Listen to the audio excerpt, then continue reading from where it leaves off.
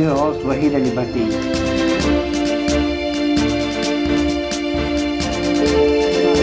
मौजूदा लाड़कान डिवीज़न के ॻोठ माहोटा में जिते असां सां गॾु हितां जी तमामु बहितरीनु शख़्सियत मौजूदु आहिनि जेकी तमामु बहितरीनु सोशल वर्कर बि आहिनि।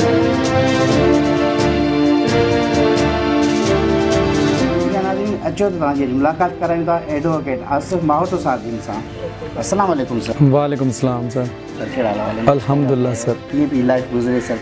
तूं खां कंहिं पुछियो त तव्हांजी ज़िंदगी कीअं थी गुज़रे, पोइ उन जो मिसाल ईअं मां ॿुधाईंदुमि जेको मूंसां बि मुंसलिक आहे त खाऊं उन मदीने वारे शहंशाह जे थ्रू मालिक जो था, पोइ ॾंद खाईंदे खाईंदे पिया आहिनि भॼी, ज़िबान नाशुक्रीअ खां न थींदी।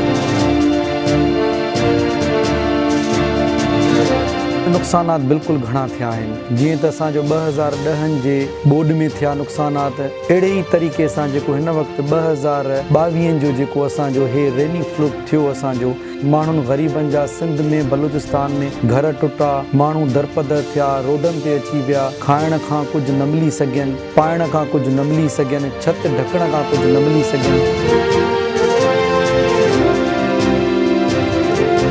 उन दौर जो जॾहिं उहो ख़ौफ़ ख़तमु थी वियो त हाणे दौर बि साईं उहो ई थो हले। जे अगरि ग़रीब अवाम खे शीशे में का मानी ॾिसी करे खणे थो त उन जो मिसाल इहो थो वठियो वञे त चोर आहे, पर हो चोर न आहे, अवाम चोर न आहे। असांजे हुक्मराननि ठाहियो सिस्टम अहिड़ो आहे त उन अवाम खे मजबूर कयो अथऊं त तव्हां चोरी कयो, तव्हां पिनो।